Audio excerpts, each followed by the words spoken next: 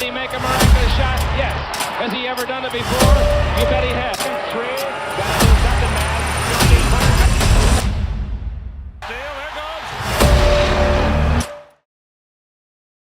What happens when a 25-year-old Michael Jordan, at the absolute peak of his powers, goes toe-to-toe with Magic Johnson, Kareem Abdul-Jabbar, and James Worthy, all in one game? What happens is simple. Basketball history gets rewritten, and the league realizes the crown is about to change hands. On December 20th, 1988, the Chicago Bulls faced off against the mighty Showtime Lakers, 3 Hall of Famers, one of the most iconic styles of play basketball has ever seen, and only one mission: remind the young blood who runs the NBA.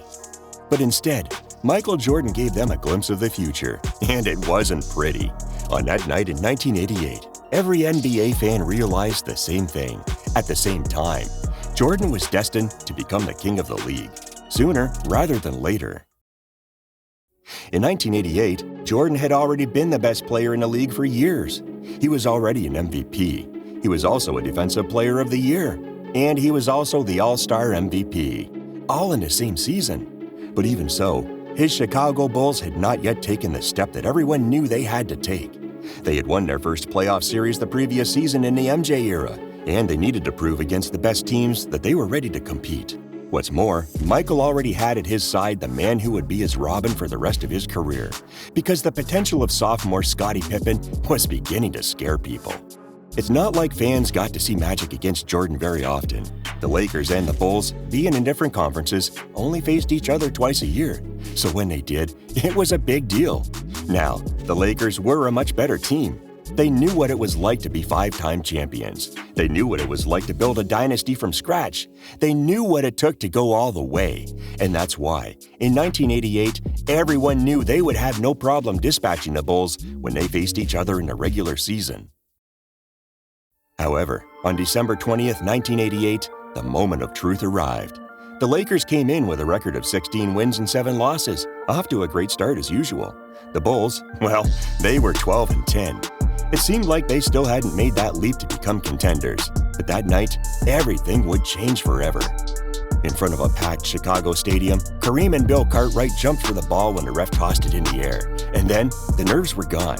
It was time for MJ to prove that his time had come. Now, it didn't take him long to get going, because on one of the first plays of the game, he grabs the defensive rebound, then comes out in transition, and then finds Horace Grant on the cut.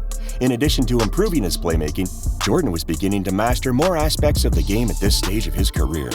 He was learning to time his moves. He was showing a composure that he didn't have at the beginning of his career. And when MJ found his rhythm and his spot, it didn't matter if his defender was in his face. 10 seconds later, on the next trip, he proves it again. Those semi-transition situations became money 100% of the time when MJ developed his mid-range touch.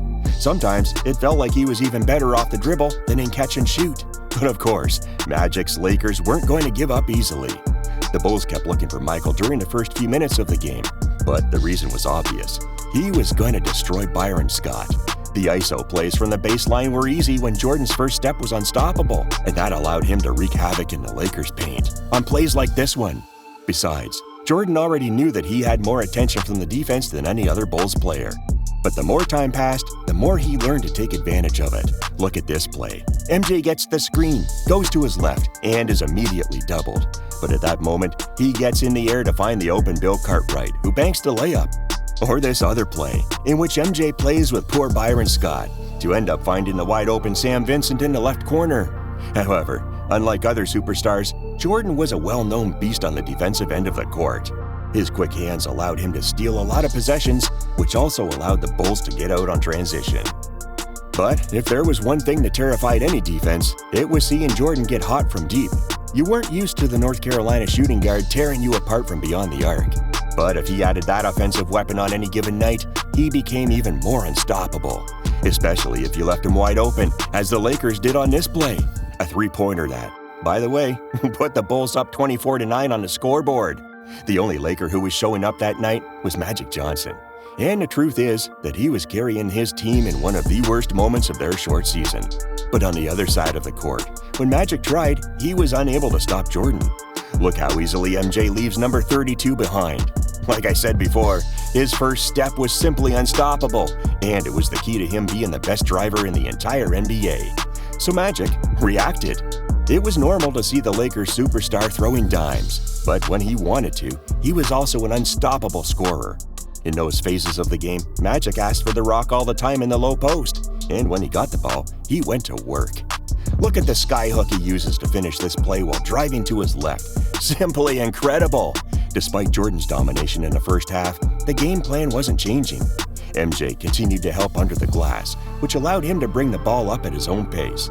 But the Lakers again made the mistake of leaving him wide open at the top of the key, from where Jordan drained another three. Although Magic began to play more as a pass-first point guard, with plays like this one where he finds James Worthy in the paint, Michael always found an answer. Sometimes it was on defense, like that deflection that turned into 2 free throws after Michael Cooper's hard foul. But with this long two after a surprising step back, Magic knocked down the last basket of the first half. Yes, you heard right, a step back. And you heard it right, Magic Johnson. He was much more talented than young people think, right? At halftime, the showtime of the game had not been provided by the Showtime Lakers.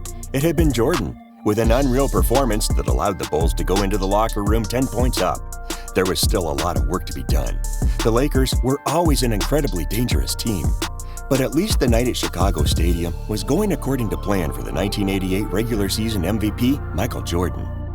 Just as the second half began, Magic Johnson came out onto the court looking for blood.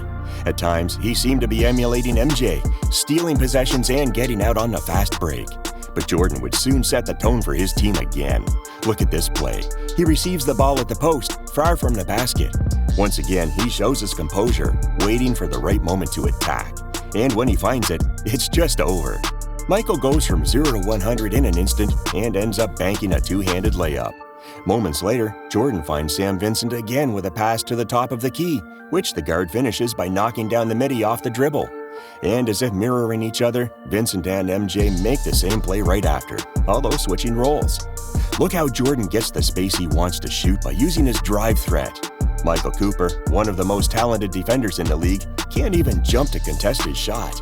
Jordan was still on fire, and Vincent kept finding him on every play. Again, against Cooper, MJ uses his composure.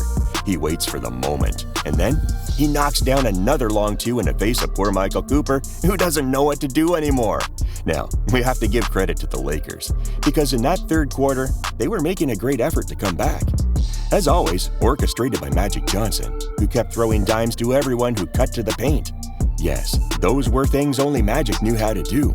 And thanks to his playmaking, the Lakers managed to tie the game again during the final minutes of the third quarter. But while number 32 was organizing the Lakers' offense, Michael was organizing the Bulls. He always tried to make good decisions, and in transition, he was the best. Look at how he draws all the attention of the Lakers' defenders, terrified by a drive from Mike, and then decides to make a skip pass to John Paxson, who knocks down the three. It's a connection we saw again a few minutes later, when Jordan makes it look like he has eyes in the back of his head to find Paxson wide open on the perimeter again. Of course, the Bulls guard drills another three. With only 2.5 minutes left to play, the game was completely even.